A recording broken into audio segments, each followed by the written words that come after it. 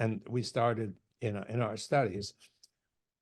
And it all was based on Gilbert Ling to start with. And we found some things that agreed with Gilbert Ling, but some really important things didn't quite agree. But we started with his idea, his understanding. His understanding was that there can be regions in water in certain circumstances where the water molecules are, as I said a few moments ago, where they're lined up, where they're stacked. It's like a crystal. Now, crystals can be pure, and if they're pure, it means that any contaminants that had been in the water to start with have got to get excluded. And so we were looking for this kind of a region of exclusion, and we set up a system, an experiment where we took a chamber and we put water and particles in the chamber, little spheres called microspheres. They're standard in scientific exploration, and we immersed a gel into it. A gel not so different from the gels that we would have for dessert. As we say in this country, the brand is Jello, but I'm not sure what it is in Africa. And we looked in the microscope, and immediately we found right next to that gel, adjacent to the gel, adjacent to each face of the gel, those particles, those microspheres, were excluded. And we could watch the exclusion, this zone of exclusion started at 0, and it grew and grew and grew. And it grew to a fairly sizable extent. It maybe up to, and these first experiments more later, maybe a fifth of a millimeter or so. So pretty extensive. And we began seeing this over and over again, using a host of different gels and polymers and many surfaces, hydrophilic, water-loving surfaces. That was the distinguishing criterion.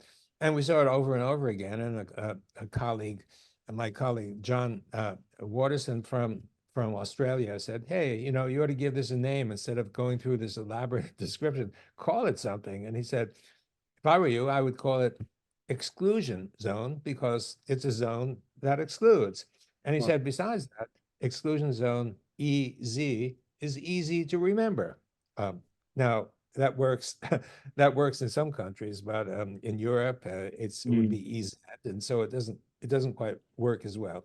Anyway, what we found in subsequent experiments is that this exclusion zone, later we called it fourth phase water, because the properties of this zone of water, every property we looked at differed from similarly explored properties of ordinary water. Everyone was different, and when I show slides, I show a list of 8 of them, and that was prepared 10 years ago, and by now there are probably more than a dozen features that are different from ordinary water. And so, and those features, they show order, first of all, as Gilbert Ling suggested, but they show more than that. And that's the reason we finally termed it a different phase of water. And I should tell you before we're off this thread of a conversation, that there are a couple of properties that are really important. The first property is that, when you have a stack of water molecules, that stack is neutral, because the water molecule is neutral. You can stack from here to the moon, but we decided to check and see, because I had quite a bit of experience using microelectrodes, parenthetically invented by the same Gilbert Ling, by the way. They're glass electrodes that come to a tip, and they're filled with concentrated potassium chloride. And the tip is so small that you can stick it into a cell and it doesn't kill the cell. You can measure the electrical potential. And so we could measure the electrical potential of this exclusion zone. And in almost all cases, it was negatively charged. Now, we started scratching our collective heads, because, the whole thing starts with ordinary water. Ordinary water is neutral. And then after a few minutes, this exclusion zone builds and the electrode says is negatively charged. So in order to go from neutral to negative, you can't do it because there has to be another zone that's Mm. positive somewhere. And we found it. It's actually the region just beyond the negatively charged exclusion zone is a positively charged region. So what that means, and this is really important, what that means is you have a battery. It means you've got positive, and next to it you've got negative. And indeed, it is a battery because we've demonstrated, we have proof of principle. You can stick electrodes in the respective zones, one in the negative, one in the positive, and you can draw current from it enough to light a LED lamp. So it really works. Wow. And just maybe one more pertinent observation. Um, uh, if you have an uncharged substance and and that uncharged substance is um, transitioned into separated negative and positive charge, it's like charging a battery, creating a battery. You need energy to do it. You can't get something for nothing. So so where does the energy come from? And this was really a head-scratching kind of question that it took us a while because you can't take the chamber and take a wire connected to the chamber and plug it in to the receptacle, and get it. So we couldn't figure out where the energy was coming from, and finally it was a student, a young undergraduate student who actually found out, and he was doing an experiment similar to what I just described to you, putting a gel in the water plus microspheres and so on.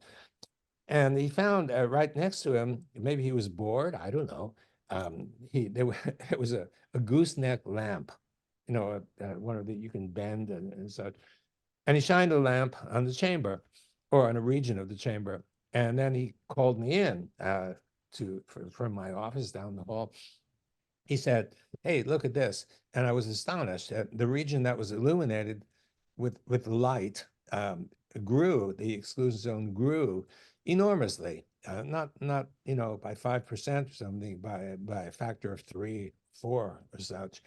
It was really impressive. So I said to him, well, turn off the lamps to see what happens. And this region where the exclusion zone was expanded came back down eventually to the original. So light was responsible for separating the charge, for charging the battery.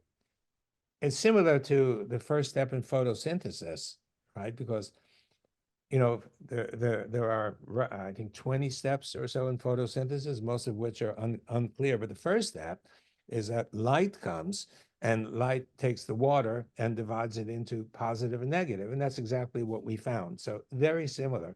But we wanted to find out which wavelengths were the most important ones, because in a gooseneck lamp, the bulb is issuing light at a whole wide range of wavelengths, ranging from the UV through the visible spectrum and infrared.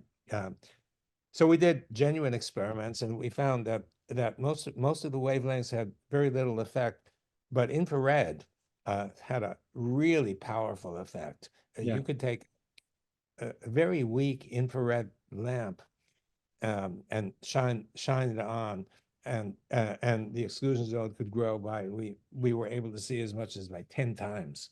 Wow. Wow. So charging the battery is done by infrared light, Mm. which many people think of as heat, Yeah. but it's not exactly the same, but almost the same. So I think I've I have a long answer to your short question, and maybe I should stop here and wait for your subsequent question.